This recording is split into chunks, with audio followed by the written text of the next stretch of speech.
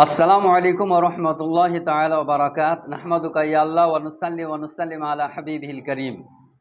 বিরাদানে ইসলাম, কোনো ব্যক্তি যদি মারা যায়, কোনো ব্যক্তি যদি ফজর ও মাগরিবের নামাজের পর ৭ বার আল্লাহুম্মা আজিরনা মিনান নার, আল্লাহুম্মা আজিরনা মিনান নার পড়ে, আর সে ব্যক্তি যদি ওই দিন কিংবা ওই রাত্রে মারা যায়, তবে সে জাহান্নাম থেকে মুক্তি পাবে। কোথায় লেখা আছে? আবু দাউদ শরীফ হাদিস নাম্বার 5079, তিরমিজি শরীফ হাদিস নাম্বার 3520, ইবনে মাজা হাদিস নাম্বার 3871।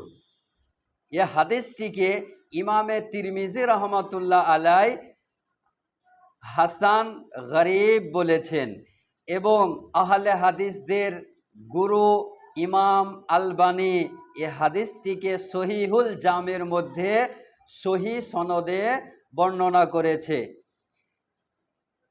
সুতরাং এ হাদিসটি হাসান লিগাইরিহি। আরেকটি হাদিস, কিয়ামতের কঠিন মুসিবতের দিন ওই ব্যক্তির চেহারা উজ্জ্বল করা হবে যে আমার কোনো হাদিস শুনে তা অন্যের নিকটে পৌঁছে দেয়। তিরমিজি শরীফ হাদিস নাম্বার 2658। ইমাম তিরমিজি রহমাতুল্লাহ আলাই এ হাদিসটিকে হাসান সনদে বর্ণনা করেছেন।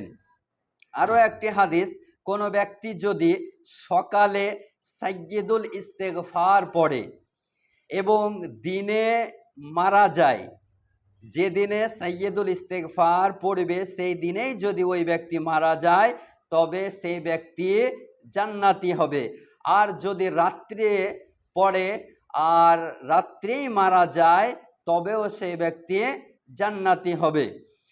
বুখারী শরীফ হাদিস নাম্বার 6306, এ হাদিসটিকে সাহেবে বুখারী সহি সনদে বর্ণনা করেছেন। আমার মহানবী সাল্লাল্লাহু তাআলা আলাইহি ওয়াসাল্লাম বলেন, যে ব্যক্তি মুয়াজ্জিনের আজানের জবাব দেয়, অর্থাৎ উত্তর দেয়, অ্যান্সার দেয়, দোয়া পড়ে আজানের পরে, সে জান্নাতে প্রবেশ করবে। সহিহ মুসলিম হাদিস নাম্বার 386 মধ্যে।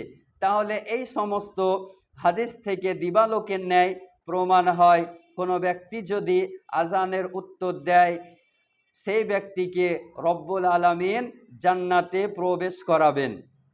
এবং কোনো ব্যক্তি যদি সাইয়্যিদুল ইস্তেগফার পাঠ করে আর সে রাত্রিতে কিংবা দিনে ইন্তেকাল করে মারা যায়, তাহলে রব্বুল আলামিন তিনার সমস্ত গুনাহকে ক্ষমা করে জান্নাত দান করেন। আমাদের সকলকে এই সমস্ত হাদিসের ওপর আমল করা তৌফিক দান করেন।